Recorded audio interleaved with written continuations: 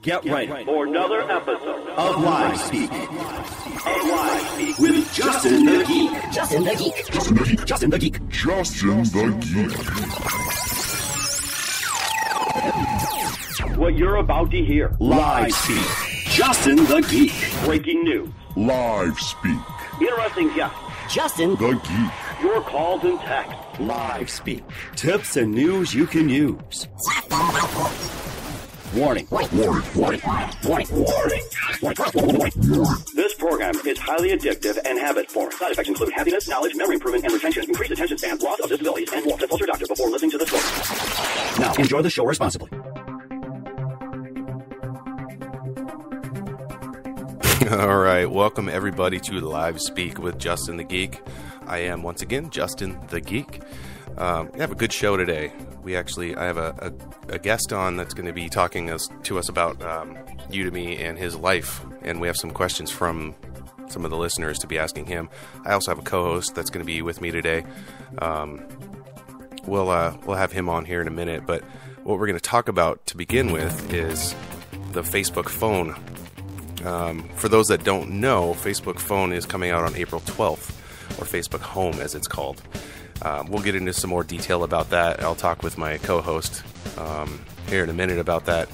So I'm going to go ahead and go to a little quick commercial break here on the Facebook phone, and then we will come back with my co-host, Alan Quant, and we can discuss this Facebook phone or Facebook Home, whichever one you want to call it. I don't even know what to call it anymore.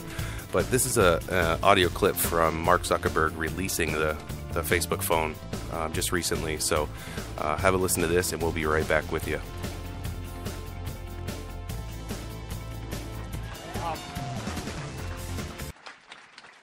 All right, welcome, and thanks for coming out today. Today we're finally going to talk about that Facebook phone. Or more accurately, we're going to talk about how you can turn your Android phone into a great, simple social device. You're going to be able to transform your Android phone into a great social phone. Now, at Facebook, our mission is to give people the power to share and make the world more open and connected. And we talk about these two words a lot, open and connected. Open means having access to information and being able to learn about the world around you. Connected means having access to people and being able to reach out to and know what's going on with anyone who you care about. These two concepts are a lot of what makes us human. And because of that, it's no surprise that we all spend so much time using social tools. As a matter of fact, on average, we all spend about 20% of our time in phones on Facebook. And if you add an Instagram, that's more than 25%. And if you count all of the social and communication apps, it's even more. So no other category of activity even comes close. We spend our lives sharing and connecting. So we asked ourselves, if we're all spending so much time on our phones interacting with people, then how can we make this easier? What would it look like if instead of our phones being designed around apps first and then just being able to have some interactions with people inside of those apps, if we flipped that around and made it so that our phones were designed around people first, and then you could also interact with apps when you wanted to? What would it feel like if our phones were designed around people, not apps?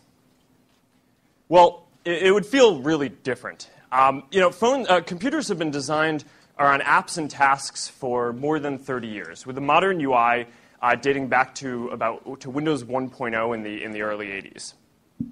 Computers used to be these expensive and clunky and not very fun to use devices. So you'd really only ever use one when you had a task that you wanted to perform.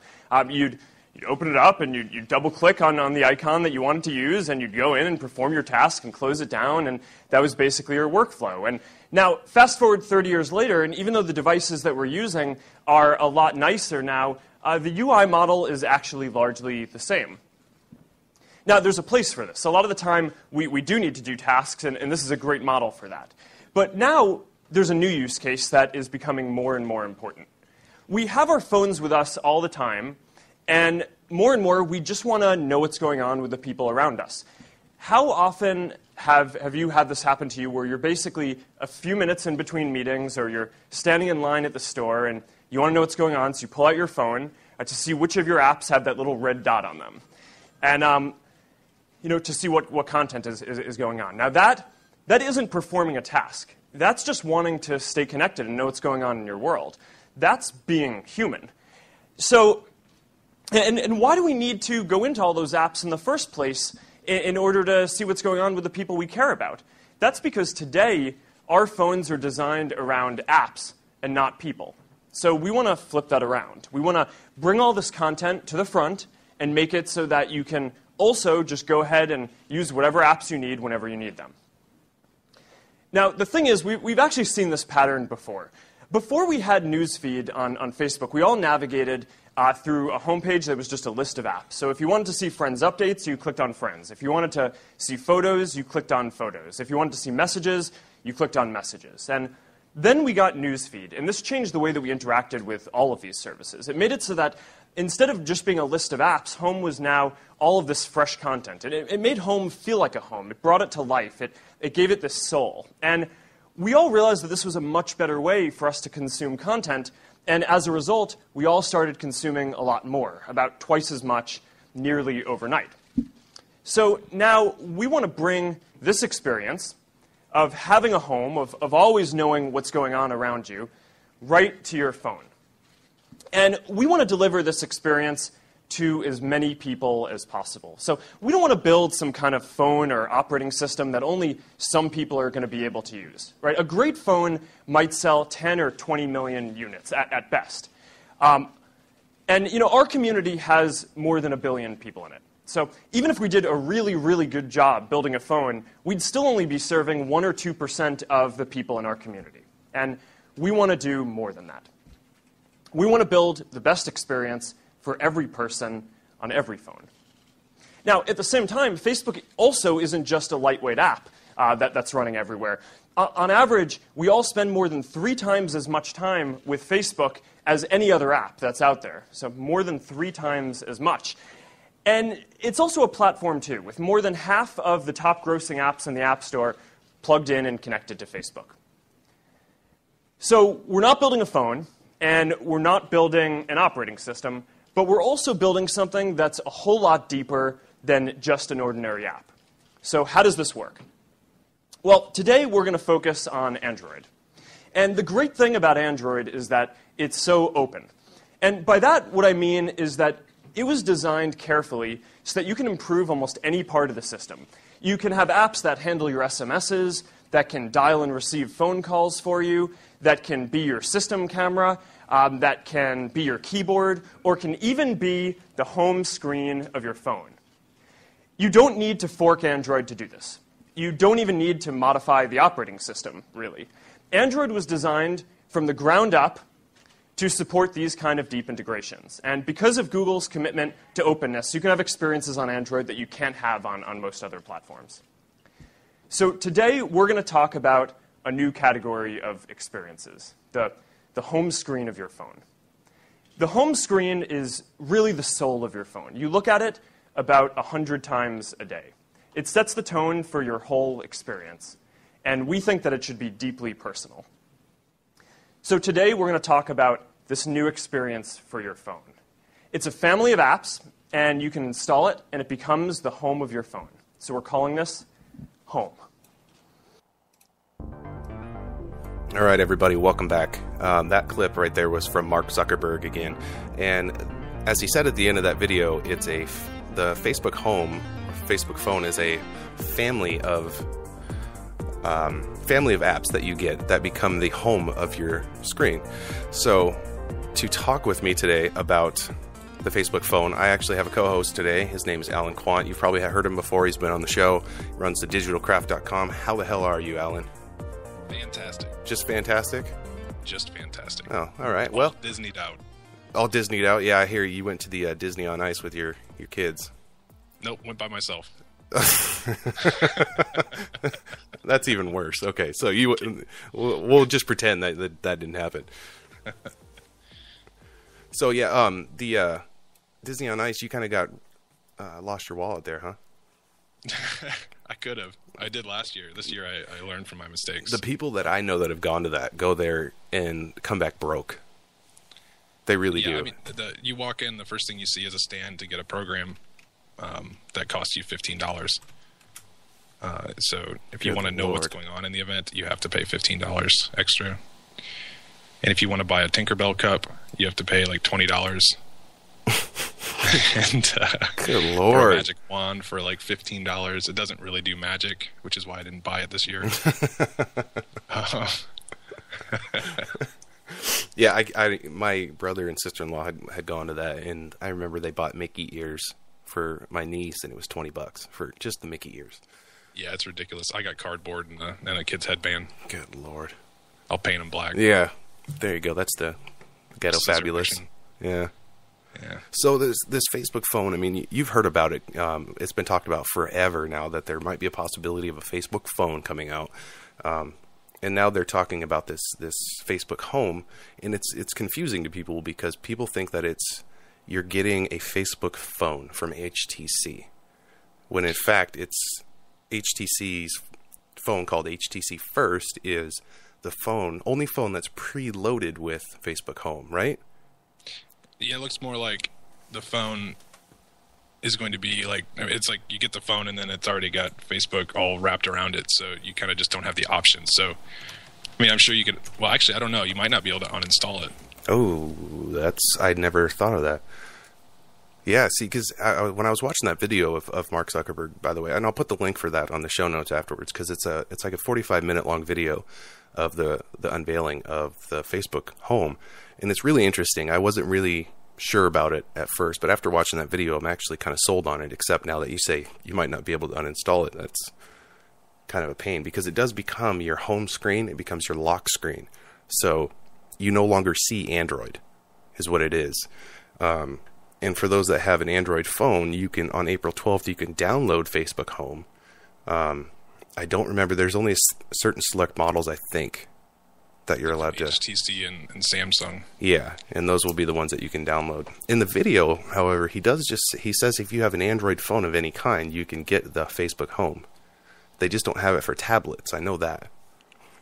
Oh, really? So again, it's very clouded. Who knows what happens? You know, it's one of those April 12th, I guess we'll find out sort of things. But they do have a lot of features on it, you know, and the biggest thing is that it's covering up Android. You see Facebook first because, like he said, you check your phone, 100 times a day, and most people are checking it. He showed statistics in the video of 25% of your use is on Facebook.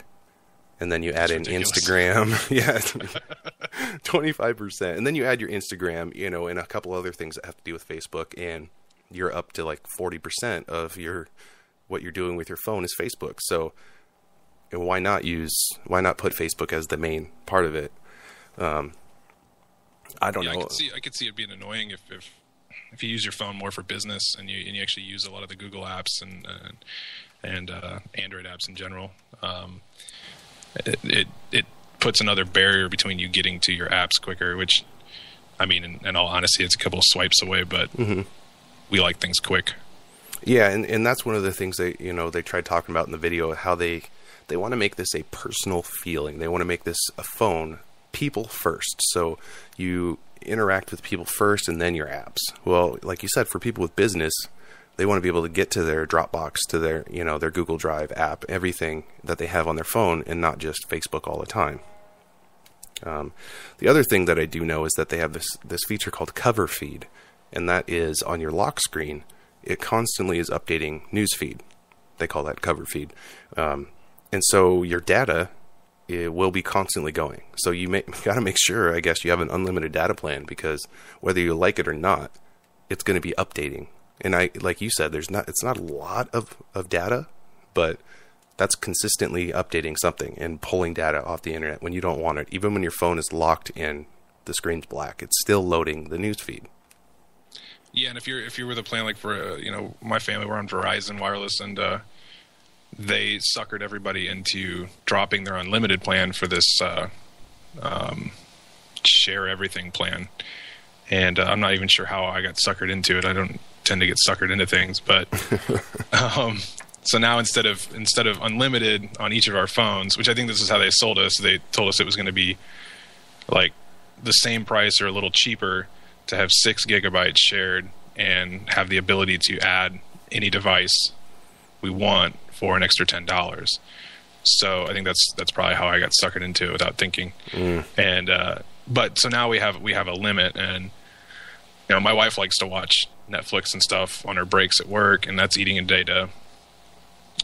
So I have a feeling it's not gonna. I don't think, like you said, it's not gonna eat up a whole lot of data, but it could be the difference between that one extra Netflix movie a month that you watch or something like that. So I don't know.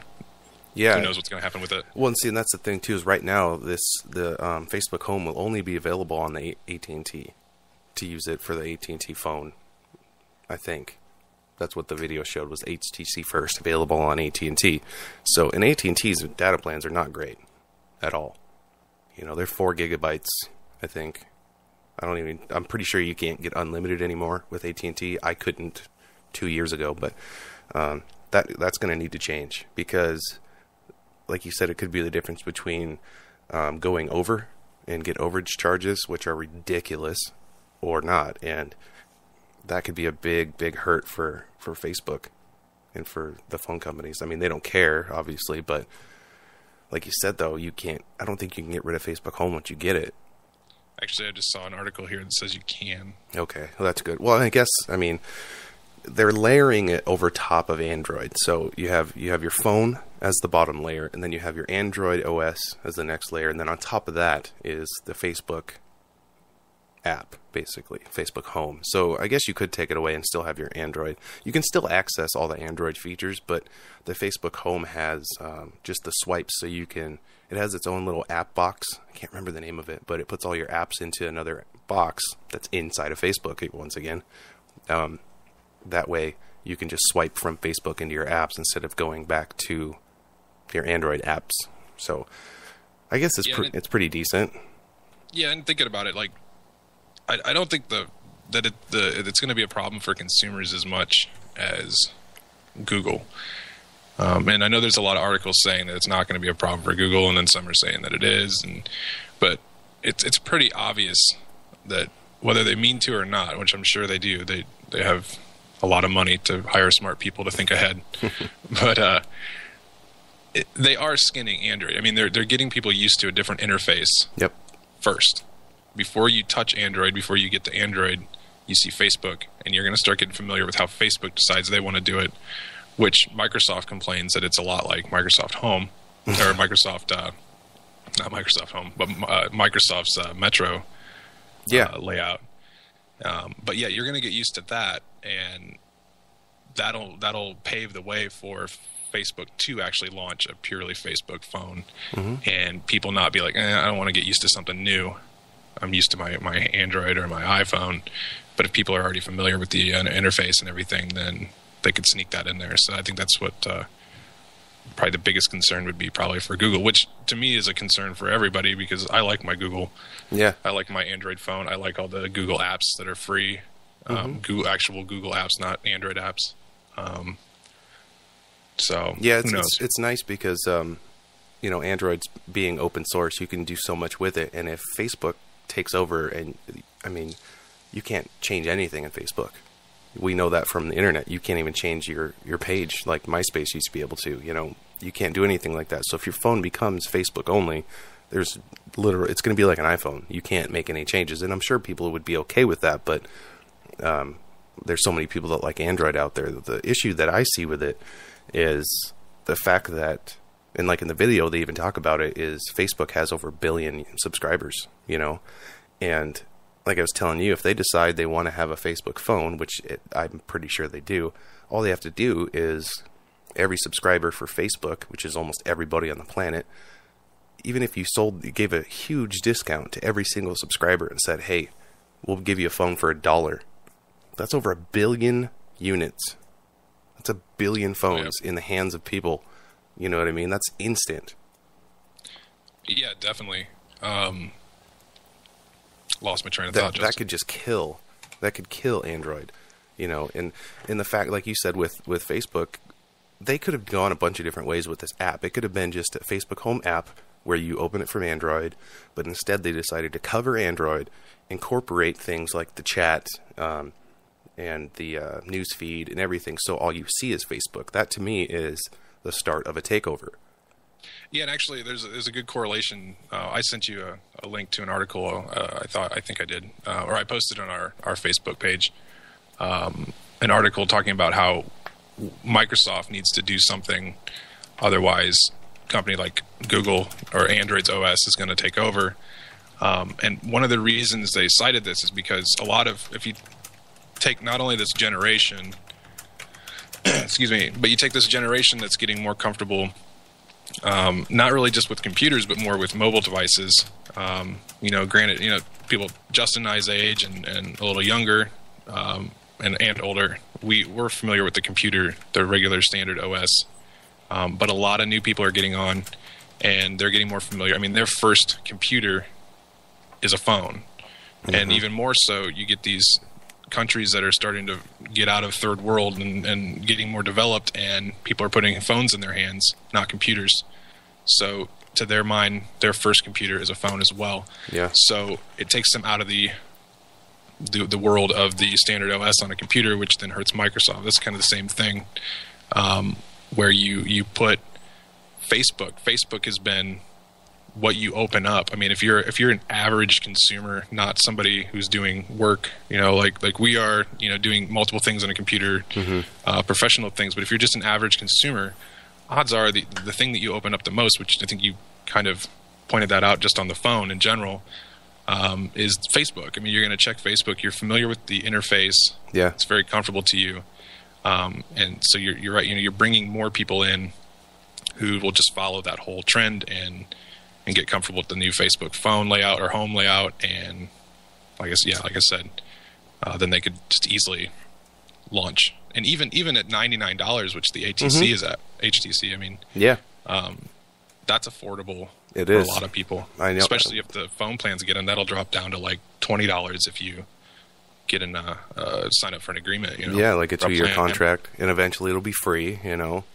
Right. 2-year contract, get it for free, sort of thing. And yeah, absolutely. I think that they specifically went with HTC. I was watching the video, and the guy, the owner of HTC, Japanese fella, he gets on and starts talking about the HTC phone, and I'm just thinking in the back of my head, like, of all the people you could go to, you have to choose who you're going to pick to debut this thing. And there's a reason why he picked this guy and why he picked HTC.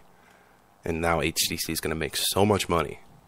Oh, yeah. I would just love to be in that conversation. That would be amazing. Right. But let's go to a quick commercial break, and we'll come back and talk about some of the features that Facebook Home has, and then we'll see about getting the guest onto the show in a little bit. Sound good? Sounds planned. All right, we'll be right back with you on Live Speak with Justin the Geek. Stop. Everyone listen to me. You're spending hundreds of dollars and wasting time taking your computer to the Geek Squad. If you want your computer to run better, here is the secret. Do it yourself. I know that sounds like a lot of work, but I promise you it's not. With proper guidance, you can get your computer running like brand new again. See for yourself. Sign up for computer repair for beginners and experts alike today. It's only $9. That's it. Even if you don't think your computer needs a tune-up, this course is designed to help prevent future problems from happening. If someone told you that you could prevent your car from breaking down, would you take advantage of it? Of course you would. So why neglect your computer, especially for only $9? And every review has been a perfect 5-star rating that speaks for itself. With a no questions asked 30-day money-back guarantee, what do you have to lose? Head over to www.geekcreations.com and click online courses to get started today. Save yourself a headache. Fix it in one day so you can get back to using your computer again. Go now. www.geekcreations.com. That's GEEKREATIONS.com and click online courses. Time is wasting. Go now. You're listening to Live Speak with Justin the Geek. Every Sunday at 2 p.m., he's bringing you amazing courses from great instructors on Udemy.com. Lots of tech talk, phone calls, and much more. Live every Sunday of every week. This is Live Speak. Enjoy the show. All right, welcome back, everybody. Once again to Live Speak with Justin the Geek. I'm here with Alan Quant from thedigitalcraft.com. We're talking about the Facebook phone and Facebook Home, and we discussed a little bit, but I wanted to get more into some of the features that the Facebook Home actually has versus just taking over Android, because I could talk all day about that, because I really do think it's going to happen. They've made little steps towards taking over for a long time. They've put the search into Facebook. They've taken messaging. You don't even have to email anymore. It's all on Facebook. They're trying to move their way in there, but we could talk about that for hours. So one of the first things that I noticed from that video that I really liked was called chat heads. And what it is when you're on your phone normally, and this is a great feature because usually when you're on the phone, you're looking through an article or something online, somebody sends you a text message or a Facebook message. You have to swap apps. You have to go read it, come back and read your article. Well, with chat heads, it pops up right on top of whatever you're doing. And it just shows a little, what? That sounds annoying. It does sound annoying, but the way they did it, it's actually pretty cool. Is they just put a little tiny circle with the person's profile picture from Facebook, and that just pops up on the screen wherever you want to put it. You can move that around or whatever. So that pops up with a little 1 next to it, showing you have a message from this person. If you get multiple ones of those, they stack up on top of each other, and you can spread them out. Go to whichever message, read it, reply, swipe it to the right, and you're back to your article. It goes right on top of it, so you're not switching between apps. So you can have your text messages come through in chat heads. You can have your Facebook messages come through. Any kind of messaging all goes into that chat heads. So there's no more switching between apps, which I think is pretty cool. And I guess it could be pretty annoying having things pop up like that. Well, the way you put it, that sounds better.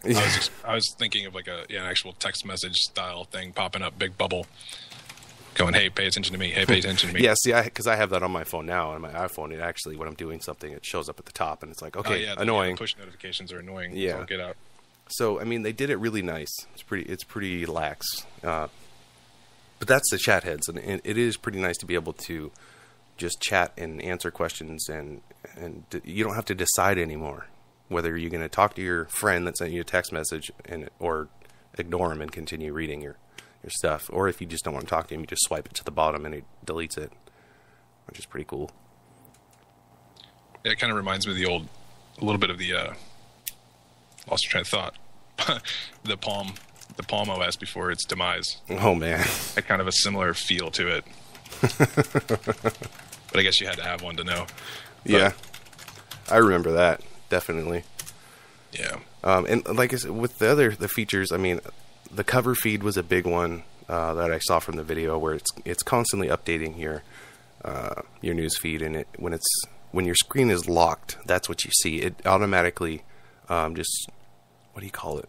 It swaps through pictures like a slideshow, or you can go through it yourself when your screen's locked. And then they have at the very bottom is a picture of yourself in a circle, and when you want to get to your apps, you just hold down on that picture of you, and these 3 buttons come up: messaging, apps, and then last app, whatever app you just ran.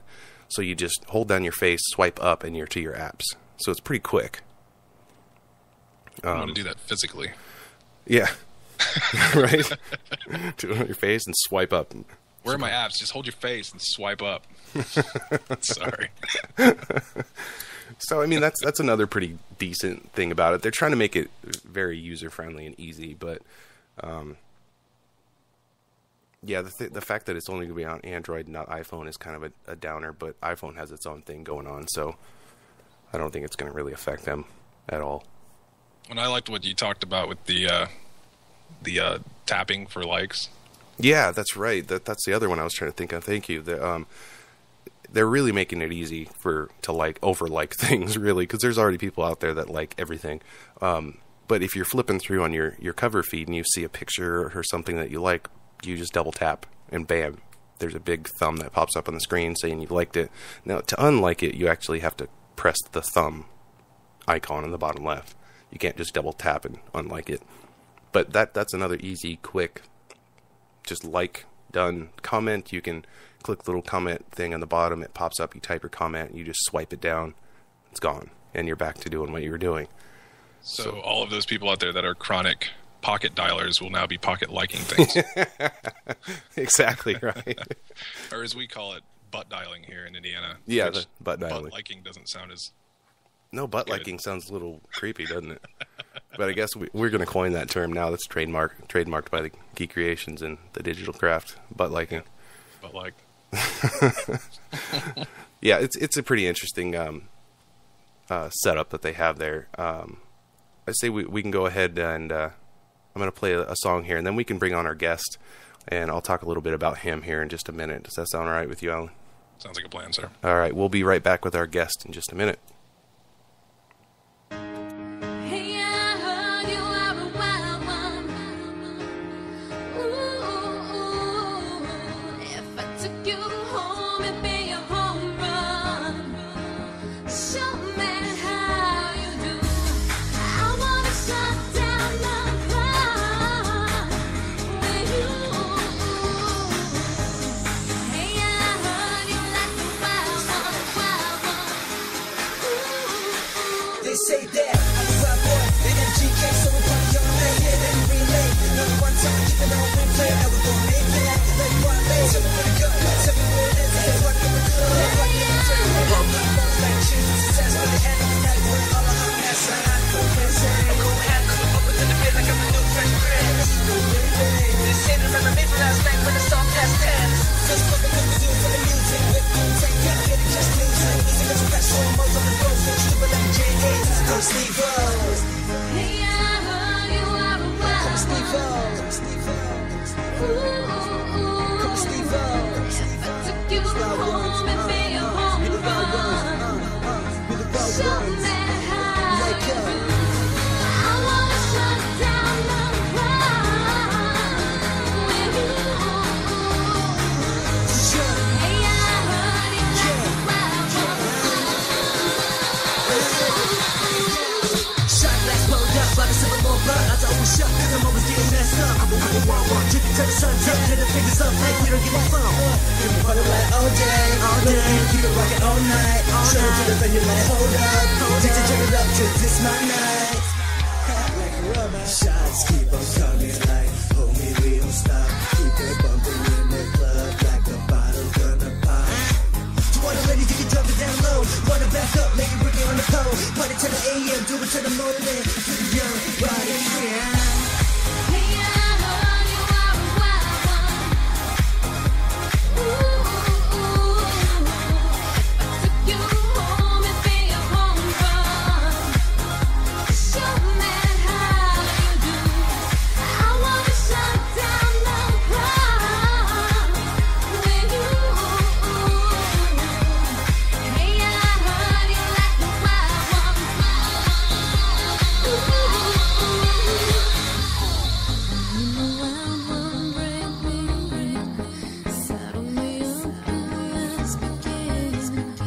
You know I won't take me down. Leave my hopes till I'm on fire. You know I won't break me. Saddle me up and let's begin. You know I won't take me down. Running with hopes and I'm on fire. Hey, I heard you are a wild one. Ooh, if I took you home, it'd be a home run. Show me how you do. I wanna shut down the clock with you. Hey, I heard you like the wild one.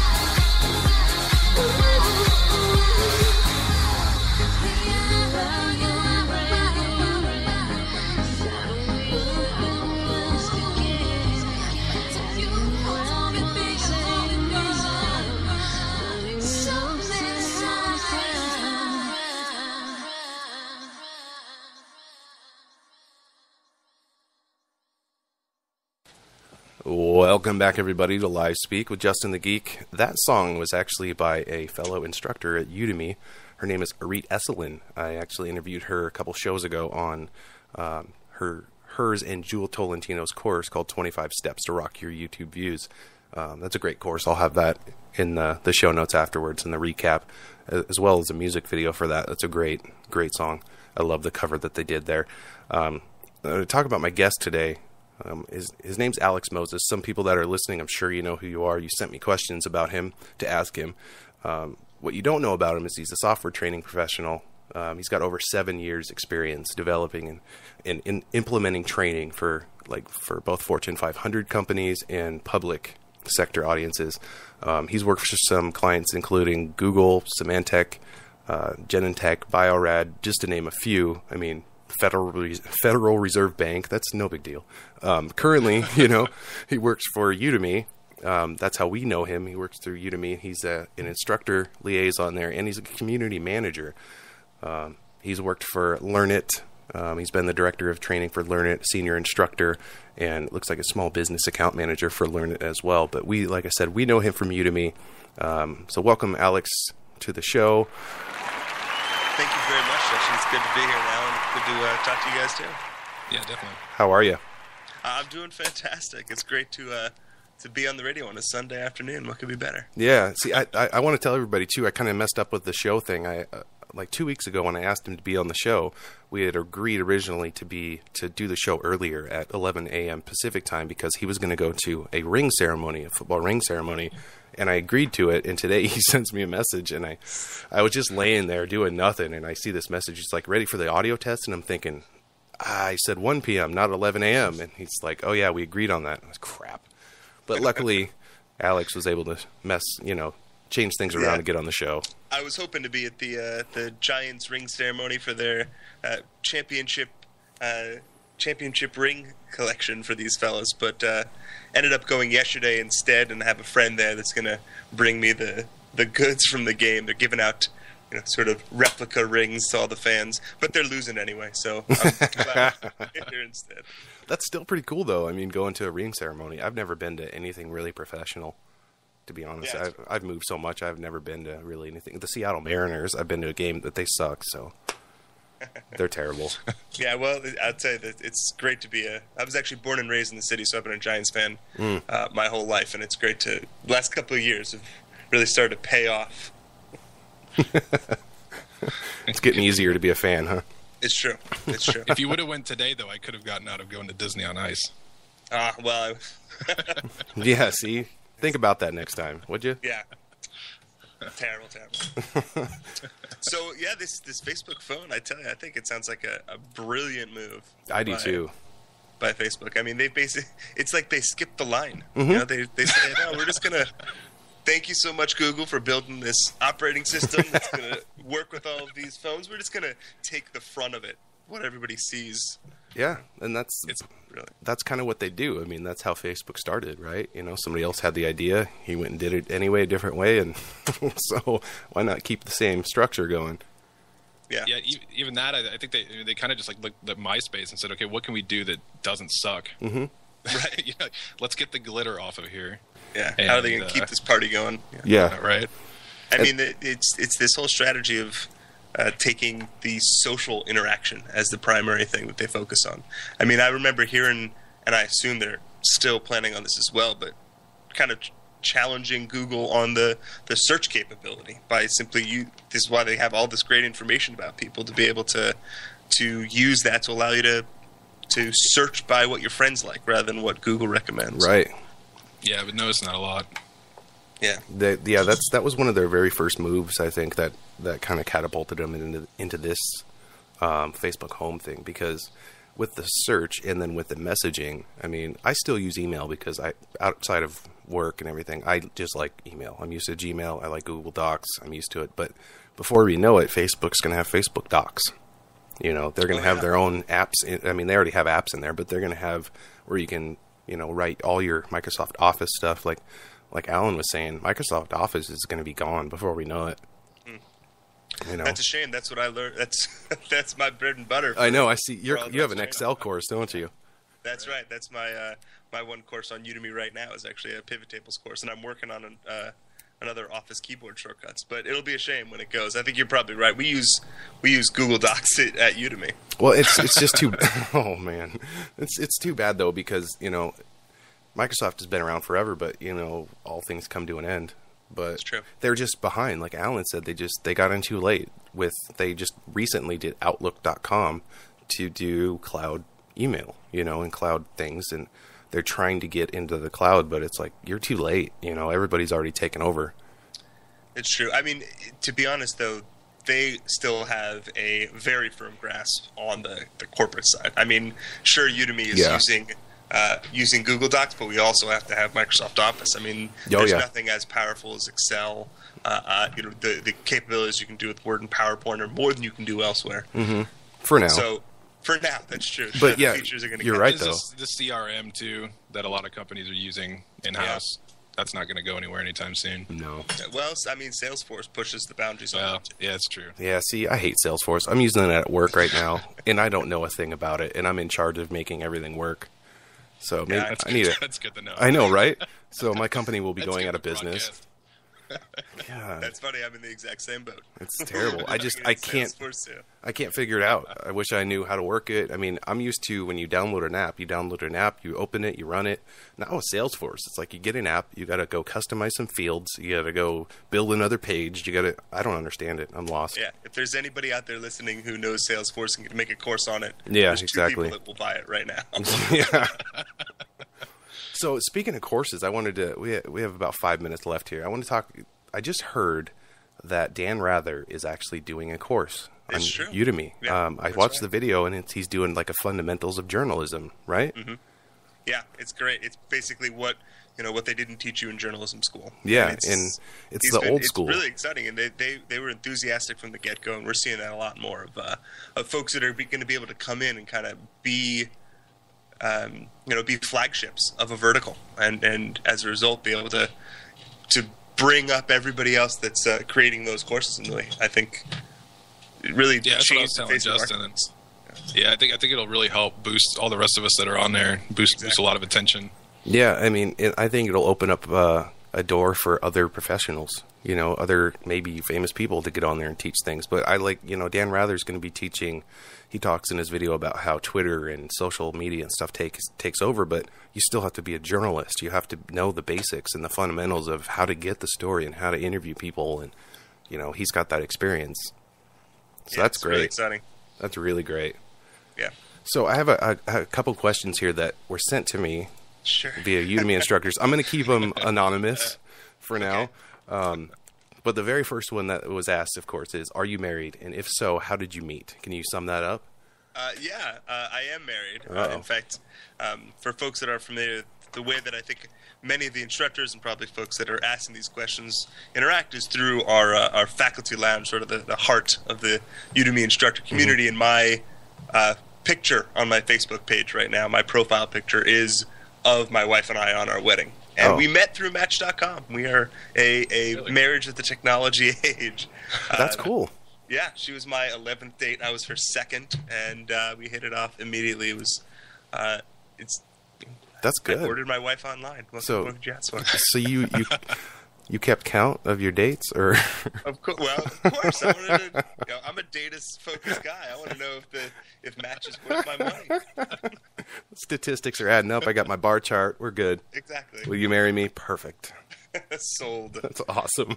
Yeah, no, she's fantastic. I mean, it took we dated for about 4 years before we got married. So- I knew that we were going to get married within the about 6 months. Went on a camping trip. It was amazing. Oh, nice.